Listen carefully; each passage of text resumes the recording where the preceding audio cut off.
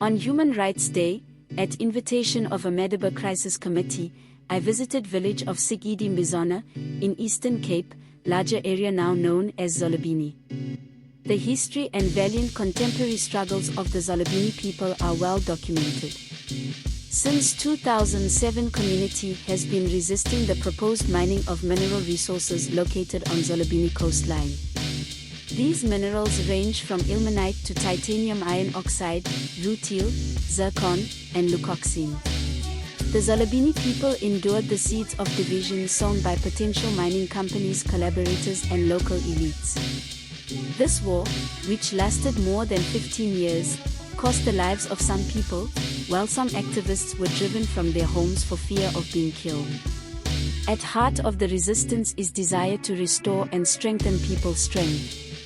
Our democratically elected government, made up of former liberation fighters who used to chant "the people will rule," completely missed this noble pursuit. The people do not rule. They are at the mercy of politicians with a knightly temper and a weary treatment of people's plight. A toxic intersection of corruption and compromised leadership. Zolobeni's story is filled with the poisonous intersection of corruption and compromised leadership. There is also a weak vision for alternative forms of development as well as reliance on extractive economies.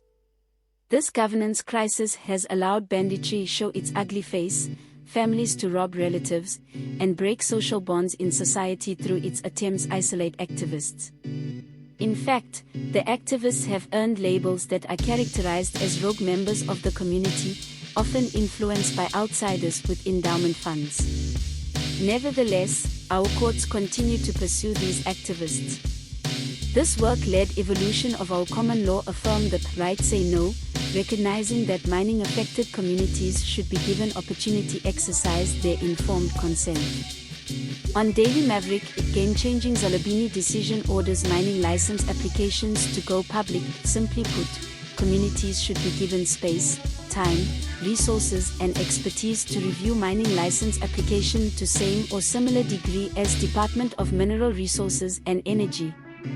Thus, the discovery of mineral deposits in rural areas leads to LY resistance from residents who struggle to have a say and interest in the development of their communities. It is unbelievable that in a democratic South Africa people would die simply because they had a voice, demanding their power and emphasizing their humanity. Rural blacks all over South Africa are under siege. Their sin to separate right from wrong, this is the foundation of an ethical society where integrity valued. This value of honesty is rapidly evaporating from our society. We are at the mercy of heretics who pretend to be the noble rulers of our affairs.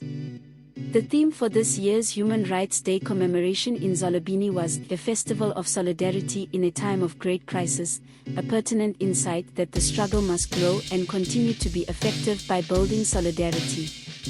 The crisis is often overwhelming and its resolution is collective rather than a select few or self-appointed individuals. Speakers from Sekoko Namaqualand, from Zolobeni to Emaleleni celebrated resilience and focus of the Medeba Crisis Committee over years and pledged to continue their solidarity. The network is large and active. You can kill one, but you can never kill them all. The demand from the communities is clear, they are demanding a new brand of politics. The politics of listening and prioritizing the problems faced by ordinary people. For this to happen, solidarity must be at the center of future commitments.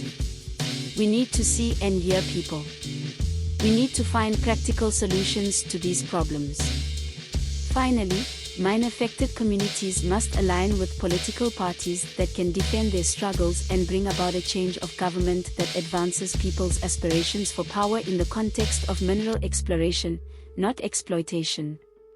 Large mining companies should also delve deeper and recognize that costly mistakes have been made by the industry and that a new approach to mining is needed. The sole-focused pursuit of profit at the expense of humanity and environment is an outdated model.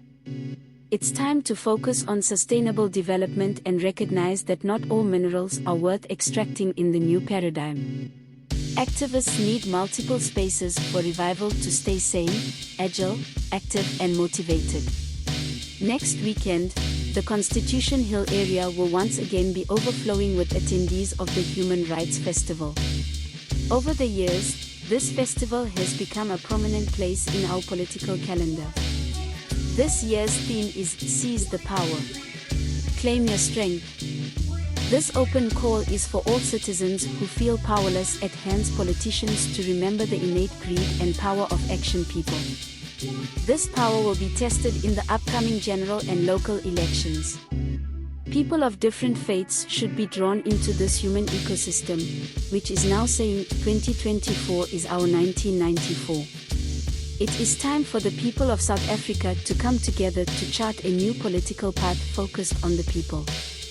The hype about 2024 elections will be meaningless if there is no active mechanism to create lines of solidarity between sectors and class groups and to spread the message of necessary change agenda for 2024. As the country burns and its rulers continue to play the violin, it could possibly explode.